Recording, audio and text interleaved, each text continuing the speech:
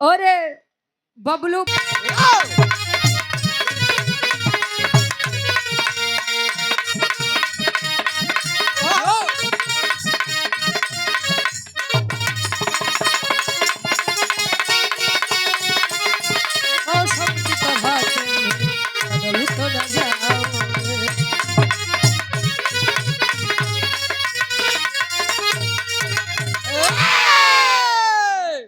रवि यादव सालूपुरा से 20 रुपया, बहुत बहुत धन्यवाद भैया के। और उमा शंकर पाल भावी प्रधान प्रत्याशी ग्राम साथर की 5 सजमी से 100 रुपया। क्या कहना अब एक समाज के लिए अच्छा देखा। आज के मर्दन और पहले के मर्दन में काय अंतर है राकेश चाहे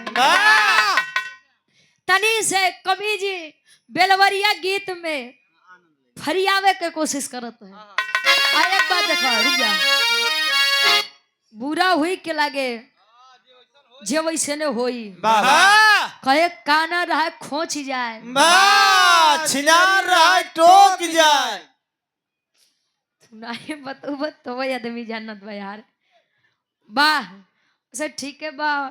हैदर गुरुजी एक गीत गावत रहन कि दुश्मन मिले सवेरे मगर मतलबी यार न मिले।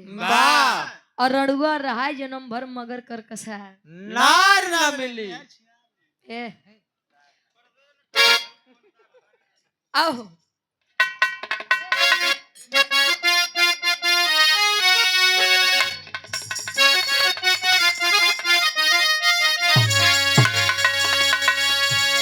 अरे बुढ़वा बेईमान, अरे बुढ़वा बेईमान क्या कहत राकेश चचा तू बुढ़ाई गया है वे अगुवाई करा दे तो तुम्हारी शादी हो जाए।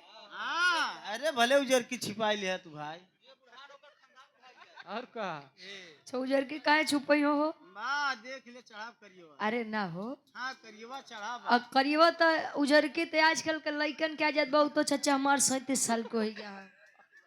अच्छा ओरिजिनल बा क्या कहना। श्रीमान जी बिजली यादव जी साथर की 5 सजी में से 51 रुपया। और श्रीमान जी भावी प्रधान जी भोला बिंद जी साथर की 5 सजी में से 51 रुपया। बहुत बहुत धन्यवाद। ईश्वर करें कि विजय का तिलक आपके मत्थे पर लगे। खै अरे बुढ़वा बेईमान मांगे करैला के चोखा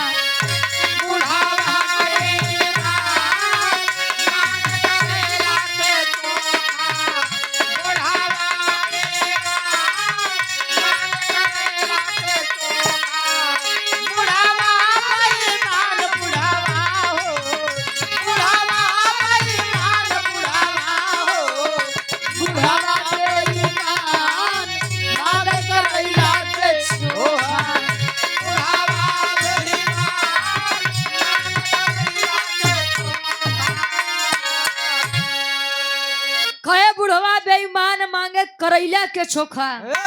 और ढेर आदमी जैसे मेरे सुधाकर भैया जैसा रहे और मान लो उनका दुल्ही अगर उनके पाई यहाँ तक पता नहीं बेचारों कितना भगवान भोलेनाथ के पूजा करे हुई का सुधा। अच्छा हाँ बे हम तो कहे चला गया। अरे अबे न जहीं जाइला नहीं है समझ कहे दुल्हा दारूबाज, अरे दुल्हा दारूबाज घर में करे नौटंकी।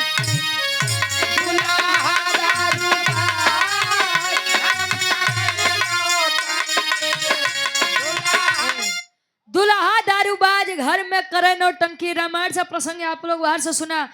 कवि जी लिखत है कैसे केकर प्रसंग बा। अरे बन रे कजात, अरे बन रे कजात हमके है ललकार। बन रे कजात हमके है ललकार। बन रे कजात हमके है ललकार। बन रे कजात बन रे हो, बन रे कजात बन रे हो। बन रे कजात हमके है ललकार। बन रे कजात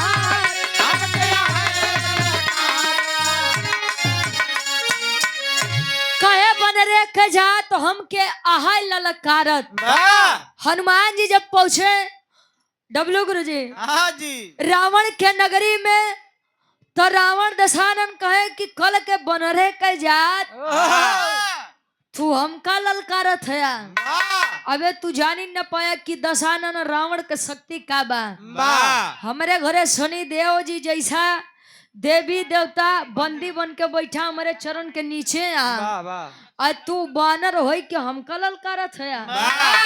आज फरियाई कि रावण बलशाली की तू कल के तू छाया बानर। कहाँ कैसे? यशवंत यादव उर्फ झिंगुरी भैया हमरे साहबपुर नहती की पवन सजी में से 100 रुपया बहुत बहुत धन्यवाद आशीर्वाद के चारी कहे साथर कमेटी की तरफ से 101 रुपया बहुत बहुत धन्यवाद। 100 में सबके नमस्ते प्रणाम स्वीकार हो। अरे फुदुक फुदुक के उछलत बाटे हमने जान न पाया। अरे तीनों लोक में डंका बाजे। अरे इतना नाम कमाया बताया न जाए भैया हो बताया ना जाए कब हो बताया ना जाए दस कंधर हम कहलाए। दशका धराम कहलाए दशका धराम कहलाए होई युद्ध घमासान कायर होई जे आगे भले जाई अब जा जिगर में लागल बा आगे मछी बाबा तूफान आवे लागल बा आगे सब है चुप चाप सब है हो। सपा है पचाप सपा है हो सपा है पचाप सपा है हो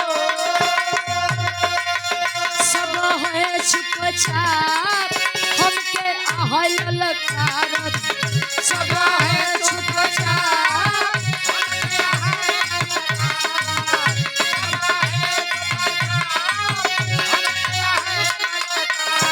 हाँ सपा है पचाप सपा है हो सपा है पचाप सपा है हो सब है चुप चाप हम गया है ललकार सब है पचाप हम गया है ललकार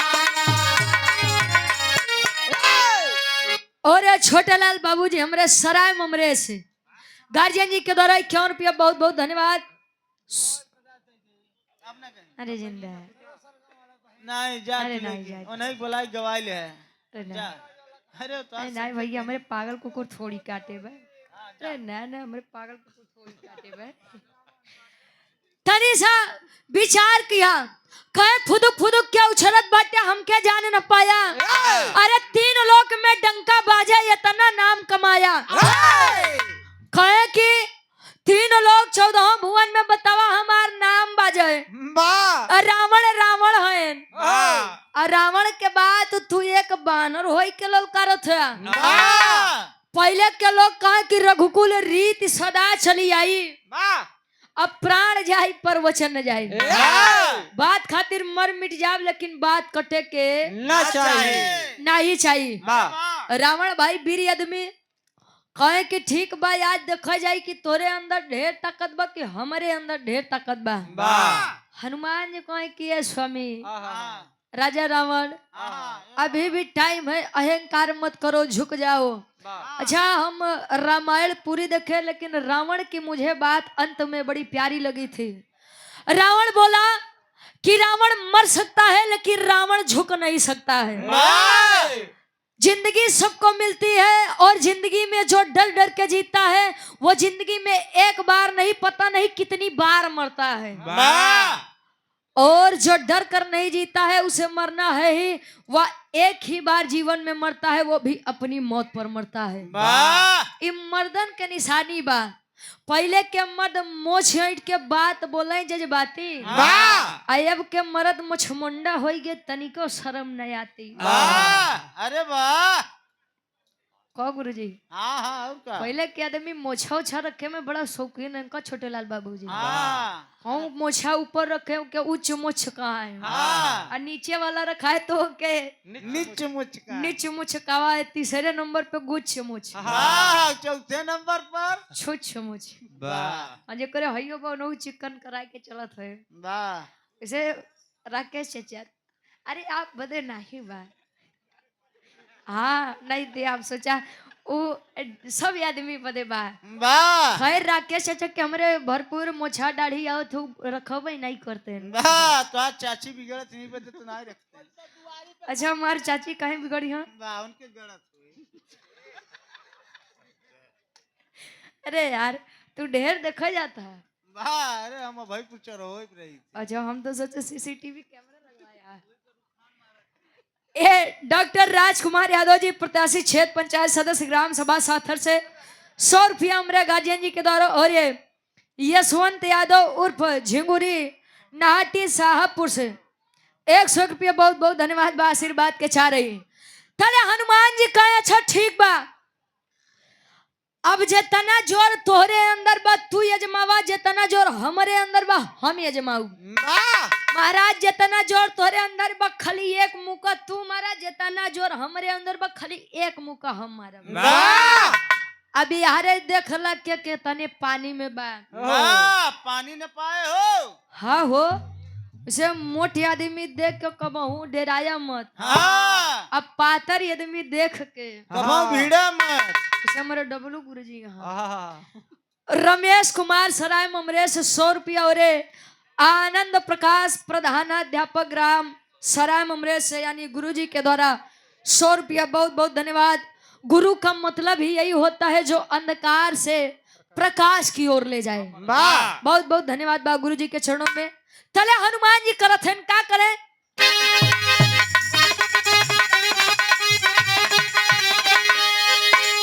अरे एक एक मुक्का के बाद रावण करे घर जाना आओ समर में हाथ मिलाओ वीर होकर हनुमाना जाना तब जाए बढ़िया हो जाना तब जाए तब हो जाना तब जाए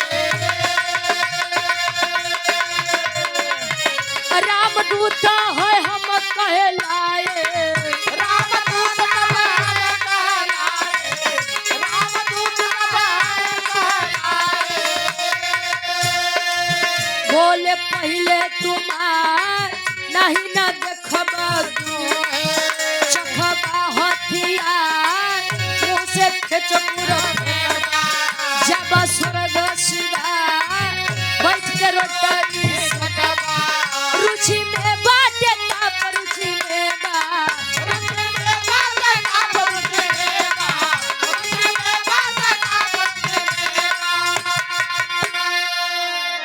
हनुमान जी कहे ठीक बा एक काम कर पहले एक मुक्का तू मारा रावण कहे हम 10 कंधर एक मुक्का में तो तू बन रे के जा तो लपेटी उठबा यार की कराई अच्छा पहले के आदमी के मोछा नहीं रहे तो तले पूछ रहा है गुरुजी अजले पूछ हैरान तले मोछा आएगा कहे कि एक मुक्का पहले तू मारा कहे ना पहले तू मारा रावण कहे रहा सरऊ यार तो पता ही लागे तो अच्छा हनुमान जी का लगे जितना जोर यजमावे जितना जोर बा मंजीत भैया रावण एक मुखा जले मारे तो हनुमान जी जैसे के तैसे खड़ा कहे हो ही गया जितनी मर्दानगी रही कुल दिखाई लिया बड़ा कब से बानर बानर करत रहा तनी तू हमार झेला अब तू खड़ा हो हम मार मरवावा तू मुख्तार भैया हमरे मुख्तार उर्फ जितेंद्र भैया हमारे शटरिंग वाले 70 रुपया 75 5 दे बहुत बहुत धन्यवाद आशीर्वाद के चारी 5 तू मांग ले भैया।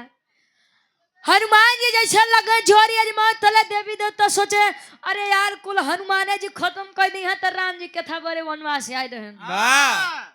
अच्छा जब समझाओगा हनुमान जी कहे जा बेटा छोड़ दे थई छोड़ देते ताकि राम जी हमारा तार उद्धार करे नहीं तो फिर जान लेता है कि बनर एक बनरे में कितनी ताकत बा। एक दही मरवाई ले तो पता चल जातो है। अरे जिया बहादुर। अच्छा गीता में भी लिखा गया है कहीं कहीं मारे वीर तो कहीं कहीं मरवाए वीर। वाह ना तू गीता ढेर पढ़े यार। वाह का हो हमका लागत है जले रचना होत रही तो लोग बगलिए बैठा रहे। अच्छा कहीं कहीं मारे वीर तो कहीं कहीं भागे वीर। तो गुरुजी हम सोचे कहूँ कहूँ हमारे नजर पर जाए हम बोली तो बड़ा नेवर हो जाएगी। अब कहे कैसे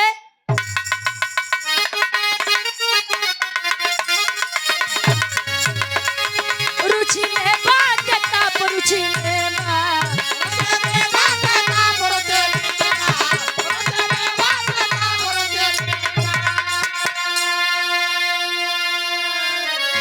अरे रुचि में बाटता हम के है ललकार।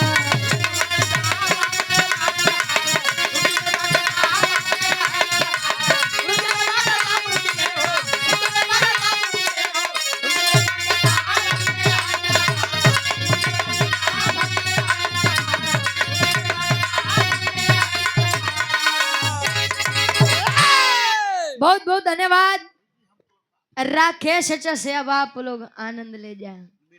वाह गुरुजी तो सोचे तो यहाँ से चाचा हटाए। अच्छा होली गीतियों गा दे का।